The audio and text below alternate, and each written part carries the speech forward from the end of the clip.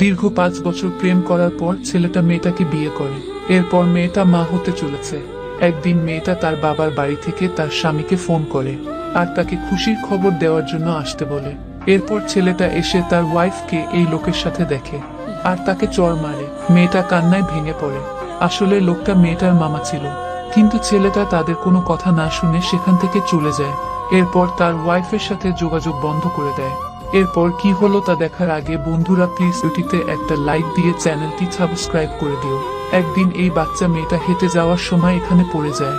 পাশ থেকে এই ছেলেটা এসে বাচ্চা মেয়েটাকে উঠায়। এরপর থেকে তাদের মধ্যে ভালো সম্পর্ক হয়ে যায়। একদিন বাচ্চা মেয়েটা ছেলেটাকে বলে, আজ আমার জন্মদিন, আপনি আমাদের বাসায় আসবেন।